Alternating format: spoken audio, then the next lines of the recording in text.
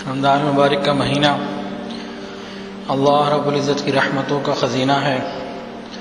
اس مہینے کے اندر اللہ رب العزت کی رحمت بندوں کی مغفرت کے بہانے دیکھ رہی ہوتی ہے۔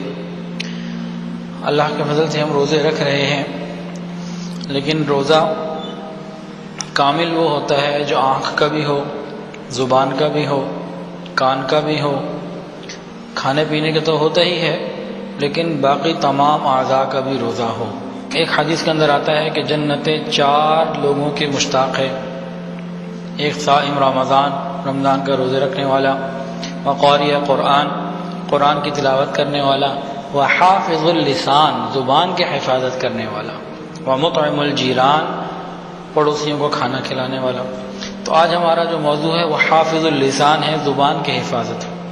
یہ زبان ایسی ہے کہ اس کا غلط استعمال انسان کو بہت آسانی سے جہنم میں لے جاتا ہے، اور اس کا صحیح استعمال بہت کم لوگوں کو نصیب ہے، بہت تھوڑے ہوں گے، ورنہ اکثر و بیشتر دیندار ہو یا بے دین، تمام لوگ ہی زبان کا غلط استعمال کر رہے ہیں۔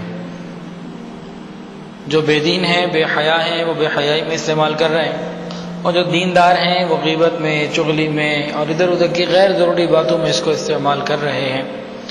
اب ہم نے روزہ رکھا ہے تو کوشش ہمت کر کے اس ایک مہینے ہم رشتہ داروں سے باتیں بھی کم کر دیں، بس ضرورت کے علاوہ کوئی بات نہ ہو۔ حضرت داؤد برکاتہم کا ایک واقعہ یاد آ گیا زبان کی حفاظت سے متعلق۔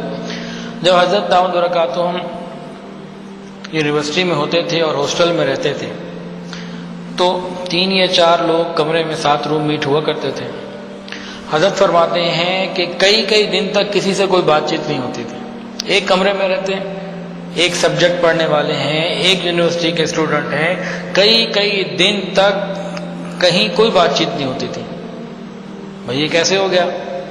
تو بتایا کہ ہماری ہر چیز طے ہوتی تھی کہ اتنے بجے آنا ہے، چابی اس کے پاس ہوگی، لانڈری کے لیے کپڑے اس کو دینے ہیں، کھانا یہ لائے گا، ایک سیٹنگ ہم کر لیا کرتے تھے اور ساری سیٹنگ ہو جاتی تھی کس نے کیا کرنا ہے۔ تو کئی دن تک صرف السلام علیکم اور وعلیکم السلام، یہ اس طرح بس جو بالکل ہی ابتدائی درجے کی چند سی گفتگو ہے، بس یہ ہوا کرتی تھی، اس کے علاوہ بات چیت نہیں ہوتی تھی۔ سب کو معلوم ہوتا تھا میری ڈیوٹی کیا ہے، میں نے ڈیوٹی کو نبھانا ہے، اللہ خیر صلی۔ تو رمضان نہیں، یونیورسٹی کی لائف ایسے گزاری حضرت جی نے، اللہ نے کیسی برکتیں عطا فرمائی آج کہ آج زبان مبارک سے جو نکلتا ہے حضرت کی، وہ ساری دنیا میں لوگ اس کو محبت اور عقیدت سے سنتے ہیں۔ تو اگر ہم بھی زبان کی حفاظت کر لیں تو اللہ کی رحمتیں ہمارے ساتھ آ جائیں۔ حدیث مبارکہ من صمت نجا، جو چپ رہا نجات پا گیا۔ جو زیادہ بولے گا یقیناً اس کی غلطیاں زیادہ ہوں گی، جو کم بولے گا اس کی غلطیاں بھی کم ہوں گی۔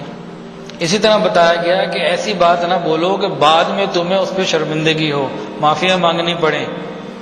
تو زبان کی حفاظت ہم رمضان کے اندر خاص طور سے کریں، اللہ سے مانگیں، اے اللہ مجھے زبان کی حفاظت عطا فرما۔ اور زبان سے نکلے ہوئے بول کی اللہ کیا کتنی قدر و قیمت ہے، اللہ اکبر، بہت زیادہ۔ ایک 100 سال کا کافر ہے، کلمہ پڑھ لے تو ہم کیا کہیں گے اس کو؟ مسلمان۔ حالانکہ اس نے کوئی ایکسرسائز تو نہیں کی، کوئی پہاڑ پہ تو نہیں چڑھا، بس اتنا بات کی کہ اس نے زبان سے اقرار کر لیا دل کے یقین کے ساتھ۔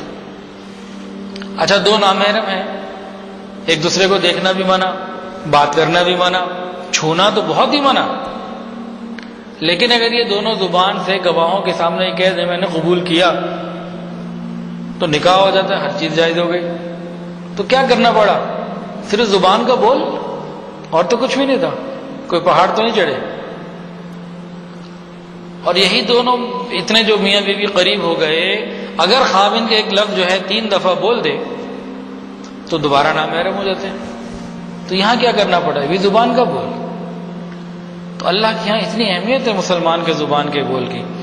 اسی اہمیت کے پیش نظر تو یہاں دائیں اور بائیں 2 فرشتے نامزد کر دیے گئے کہ جو میرے مومن بندے کی زبان سے لکھ لے فوراً لکھو، ما یلفظ من قول الا لدیہ رقیب عتید۔ 2 بیٹھے ہوئے ہیں کرامن کاتبین، جو زبان سے نکلتا ہے فوراً لکھ لیتے ہیں۔ اللہ تعالیٰ مجھے بھی اس زبان کی حفاظت کی توفیق عطا فرمائے اور ہم سب کو عطا فرمائے۔ ہمارے پیج ایمان و یقین کو لائک کریں اور ویڈیو کو زیادہ سے زیادہ شیئر کریں۔ جزاک اللہ۔